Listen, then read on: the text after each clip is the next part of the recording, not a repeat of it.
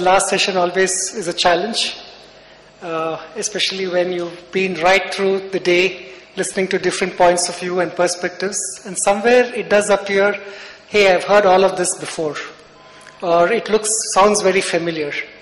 And the challenge continues for us to see what is it we need to say and how is it we tell that. And this morning we heard Mr. Ajit Balakrishnan talking about the 5-stage change process, which encompassed 2 centuries from the stage of the steam engine to the computer age, which is the year 2000. That's how he said it took almost 200 years for the change to happen gradually. But since 2000, if you look at the way India has changed, you would very clearly notice that the decade under reference has undergone huge shifts, which for us as the CLOs or the L&D professionals or as heads of HR, we need to contend with, because we live the change every day in what we do. And if you look at the way the business models have changed when the economy opened, most of you are aware that in India it was an extremely protected environment, and we got into a stage where we got into third-party arrangements, we became original equipment manufacturers, we became service providers, which resulted in the entire business models change. So what was once a pure training function started to get a lot more changes in the way the HR and the learning and development function worked. And from being in a situation where we had our principals or our partners across the globe telling us what to do, to a situation where they looked at, after transferring businesses to India or after setting shop in India, they could see enormous amount of growth, changes in the way the business was run. And finally today, they just are stating the problem or tell us to look at areas where, as using the Indian ingenuity, to how is it we could work towards bringing about a change and making our clients look better in front of their customers. That's how the paradigm shift has happened in terms of the way the businesses are run. And as the CLOs or heads of learning and development, it becomes extremely critical for us not only to just look at the training function, but also it encompasses a lot more. At some point of time it was called as organizational development, at some point of time it was called by different names. But ultimately, this function is responsible for the growth of talent, and not just talent to manage day-to-day operations, but talent which should look at a flat world and be readily deployable in terms of services or products which they come. It is accepted across the globe. And therefore, from a transactional mindset with which businesses opened up 10 years or 15 years ago, today there is the next set of people who would need to be experts in the subject or the domain they are operating in, and therefore have to develop the mastery in their domains or in their functions. And finally, looking towards what outcomes are. So from pure play operations to looking at functional expertise, transitioning to business outcomes is a transition which has happened in just about 10 to 12 years. And that's the significant shift as most professionals here would have encountered in their day-to-day operations. What was good yesterday, a couple of years ago, is not good enough today. I repeatedly get to hear when customers visit us or prospects come over here, they tell us that the workforce in India is very, very hardworking, very, very sincere, but somewhere in the area of operations where you need to be different and think out of the box, you all look for directions to make it happen, or don't have a documented process which will stand the test of time to meet the challenges of the changed economic business scenario. And therefore, as the CLOs, it becomes extremely critical for us to understand that change, to build about the domain, to look into what and how the businesses are run, and finally train our employees so that from a subject matter expertise, they get that expertise to get things moving. It is said that in the past, wars were fought on account of land, wealth, riches, but today all of you face that continuous challenge of getting talent into the organization. And as CLOs, our challenge is to look at how or what is it we need to be doing differently in terms of ensuring that the talent is ready to take on the requirements of the changing business world. While across the globe, I don't think the challenge is one in terms of talent, but in terms of business and other capabilities. But in the Asia region, more so in China and India, and probably in the APAC region too, CEOs continue to say that their biggest challenge is in terms of getting the right talent into the industry. And for the HR expert or the CLO to find the space on the table, center table, he or she should therefore look into what is it, first of all, in terms of understanding the economic and business scenario at one level, but more importantly, how will he partner business to ready talent to meet that challenges? In an environment where geographic boundaries do not play much of a role, I'm sure Bob may touch upon it, but or people who've worked across different geographies, depending upon their own domestic compulsions, draw artificial borders in terms of mobility of talent, work, and movement of operations. The fact is, today's CLO would need to groom his or her talent to meet requirements of either Papua New Guinea or of US or of New Zealand. Whichever part it is, today's HR professionals, more so in the learning and development domain, would need to work towards ensuring that the way businesses are run have to be understood by them so that they're in a position to prepare talent to take on to the next level. Recently, I was in the US and was attending the SHRM conference, and some of the thoughts which they were talking about is crazy. While quite a few, at least from an IT perspective, people are talking of what they've been telling, the fact is no more will those grand palaces or infrastructural buildings which a lot of Indian corporates are building will be relevant as we move on, because office as a space or office as a noun will convert to become a verb, where a person would be sitting from home or be on Marine Drive or in some resort, and what was huge computers at one point of time could be operated from his or her handheld device. You'll be surprised that today there's so much of advancement that has happened, even it becomes valid in rural India. I was in an exhibition in Bangalore, which was sponsored by the Krishi, the agricultural department. And they were coming up with newer devices, inventions, innovations in terms of how they can manage their farmlands sitting in Bangalore and the farmlands being hundreds of miles away. They've got their entire farms videographed, videos are running, they have closed circuit TVs, they've got switches to guard their boundaries and motors to pump water when they require sitting in Bangalore.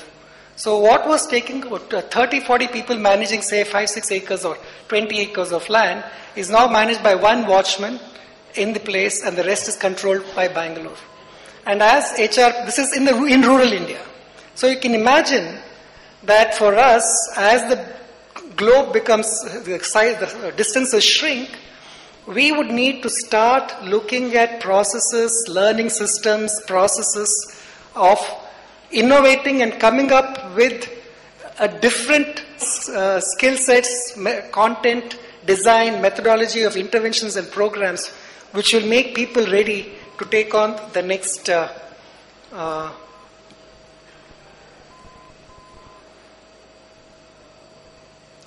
level of talent which we are talking of. The way I would look at it is today, classically organizations, and especially in HR and the L&D manager, the dilemma he or she faces in terms of, do we buy talent or do we groom talent, whether for operations within the country or globally. The tyranny of or always continues to haunt him or her. And there is no one-size-shoe-fits-all in terms of learning and development interventions he would need to bring in. If the roadmap is clearly defined in terms of what is the type of talent and skill sets and competences that are required, then he or she would need to develop a totally independent track of what is it that needs to be done to groom talent. And this is more from a long-term perspective. And for immediate perspective, where there's shortage of skills, just buy the talent and see what is that orientation you need to do for him or her to deliver. And that becomes critical as we move along. For us, as CLOs, OD professionals, learning and development or HR professionals, it is just not in terms of an environment which fosters learning in the classroom, but from a whole organization perspective, taking into nuances of geography, culture, nuances of race, religion, caste, all needs to be brought in. And as you get into mergers and acquisitions, as you get into rebadging, as you look at the focus on legal compliances becomes so much more critical, the entire readying of the talent function, the learning and development function, needs to start looking at the world as a very flat place, without boundaries, without borders, and start looking at how is it we can do in terms of developing talent. From my own organization's perspective, suppose if I'm rebadging people in the US or taking over a company in Europe, while there are hundreds of legal compliances which we undertake, but we get the HR person who focuses entirely in terms of what is the skills, competencies, availability of talent, shortage of skill sets which that individual has, is also one tick that is required in terms of a diligence for us to sign a deal in terms of a merger, acquisition or rebadging of employees. And today, increasingly, the L&D person, the OD person, the HR person, in addition to all the compliances person, plays a very, very critical role and starts developing interventions which helps persons to move across, to integrate, to understand and start performing from day one and hit the ground running. People always ask that in the past, I remember in my own organization, I am about 4.5 years old in this organization. At that time, we undertook an acquisition. And at that time, we got involved after the deal was signed in terms of acquiring a company. But the last 2 acquisitions we did, we were there from day one in terms of assessing the talent, the requirements, the availability of skill sets, competencies, are things which we have done. And therefore, as a function, if we need to get talent ready to operate in a flat world, it becomes critical for all of us in this room and this fraternity to start looking at those areas which will make a difference. The support for us, the lineage, the farsightedness of our founders has ensured that there's a significant amount of funding or investments that is done, and I constantly have the challenge of the CFO continuing to ask me what's the return on investment. And today we've flipped it around, and the CEO and the leadership does ask that question, but the eye has undergone a slight change. Instead of talking of return of investment, we talk of return on imagination. Return on innovation is what we talk about, which ensures that while investment or costs play a significant role, for it to become a business as usual activity, as HR professionals have we made a business case in terms of saying that any intervention we do actually looks at these aspects, the softer aspects, which actually becomes a differentiator. Because when clients or prospects visit us, my belief is that they visit the big 3, big 4, big 5 in India, either to give business or to tie up with them. And I repeatedly hear them telling that you are like any other organization in India, or you're like your competitor in terms of the services that are being offered. And ultimately, in my view, what will make a difference in the entire process is the human factor in terms of the readiness of the individual to understand the domain, the readiness of the employee or the individual to understand the way the businesses are run, how he interacts, how she responds, all become critical. And for us to ready ourselves to be a big player in the global arena, as HR professionals, it becomes extremely critical for us to get into these areas. And while I'm stating all of this, this doesn't take away the fact that the core functions of doing the different aspects of the training cycle, looking at competencies, having your role definitions, defining your core competencies, the assessments, a strong promotion policy backed by whatever that is required has to also play a role, which I'm sure people will touch upon under different circumstances. But we are talking of operating on the global stage, and how or what is it we need to be doing to make a difference. At Infosys, we look at GDP differently, while we don't look at it from a typical what the finance minister or the CFO talks of. For us, GDP is growth, differentiation, and people. And as as CLOs, we need to be clear that what is GDP for our organization, and define your entire plan of action accordingly to ensure that your talent is ready to move to the next level. Again, the way one should look at it is that ultimately the question is, what is it we need to do for a person to be attracted to first join the organization, but more importantly, how is it he or she continues to remain and look at your organization as a career for life, and actually becomes your brand ambassador outside for people to come to the organization. And therefore, each one of these aspects, whether it's in terms of how you go about positioning roles, attracting talent, looking at the entire life cycle of the employee, what is the norming, what is the forming, and at what point will he or she deliver, are things which we need to look into, which will make a difference. And there are some differentiators, in my view, which makes a huge difference in whatever we do. Traditionally, it is believed that training, talent development belongs to HR, or belongs to the training function or the L&D function. In our organization, we have a training council which is headed by the largest business head and has the leaders of different cross-functional domains and functions as part of this council. What this training council does is deliberates and decides on what should be the training intervention, the learning and development intervention for the year. Look at content design methodology, look at what are those mandatory programs, decide clearly how would a person move in the organization, laterally, vertically, horizontally, whichever way you can speak of. The career architecture itself is managed by this council.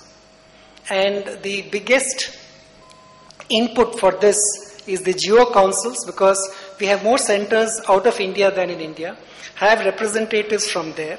We also have centers of excellence. For example, being in the BPO, BPM segment, the customer service horizontal is about 16% of my business. There is a shift from India to Philippines. So for customer services, the Center of Excellence has moved to Manila. For F&A, it is both India and Poland, which has a very strong F&A background. We've got centers of excellence there. And they design for the domain-led programs in terms of what is the minimum intervention inputs that are required for people to perform, deliver in their roles, and what is it they would need to qualify to move to the next higher level. So this takes into account not only requirements of the local organization, but irrespective of the boundaries or geographies, based on domain, based on customer requirement, your entire learning and development initiative is controlled by this group, the Training Council. And this meets once a fortnight. It looks at what's the training calendar, schedules, impact, effectiveness, and outcomes of what is being done. It starts from basics of content design methodology to firming up the criteria for people to move up to the next level. And for us, this has been a huge success story. Every quarter, we need to report our activities to the board, and then the Training Council has about 12% of their KRAs on the success of what we talk in the Training Council. Some of the other initiatives, I'm sure most organizations do have this, but from my perspective, we have designed mandatory training grids. We look at Club Fuel as future emerging leaders, where we have people, close to about 286 people, who've been identified for moving to the next level and specialized inputs to them. Being in a flat world which operates across geographies, as I told you earlier, from an India perspective or from a China perspective, we believe that the people whom we recruit are the best available, the most suited, I would say, not the best, for the roles they're playing. But somewhere, more for less is the mantra which the clients continue to ask us. And the focus on better communication and articulation has been hugely felt. So the organization has tied up with British Council, looked at the common European framework for language communications, chat, email, document usage, and comprehension. It's not that they don't know English. It is at the next level where we're going to train 100% of our employees where it is required for them. And these are not customer service people. These are people working across domains. The Wishing Well is another planned initiative where we're taking up wishes. The career counseling desk and counselors is one aspect. The Wishing Well is something, someone says that I want to do something totally different from what he or she is doing. And the CLO, the learning and development function, the HR function, needs to be aware in terms of what are the interventions they would need to do. The Geo Ambassador program is something which we have designed where we get the top talent from across the globe into India to understand what the organization is all about. And we've tied up with a lot of institutions, including the IIM Ahmedabad, Wellinkers, and 20 other universities, in addition to running programs through the HMM, to ensure that the employee is truly global in whatever he or she does. But that is all for within the organization. Outside of the organization, we believe India has got a huge talent pool. But what is it we need to do to harness that? Our programs which we run, with the huge content, research, and investment and time that is spent to develop interventions and programs for Tier 2, Tier 3 towns to ensure the shift from corporate to campus is seamless. Project Spark is that is the first program I spoke of was Project Genesis, where we've trained more than 100,000 students in India through the Train the Trainer concept on the transition from campus to corporate. The other one is Project Spark, where we get neighborhood schools to spend a whole day on the weekend in our campus for children to feel that made in India, the India dream is possible. We've tied up with Government of Bhutan and Government of Egypt in terms of developing talent there, in addition to various interventions which we do. Ultimately, the core values, the C life, what we call as the client value, leading by example, integrity, fairness, and excellence, what we do, drives all our practices. And in my view, if we are talking of grooming talent to meet the requirements of the global flat world, as HR professionals, as L&D professionals, we would need to think beyond the ordinary, think out of the box to make a difference. I'll stop here.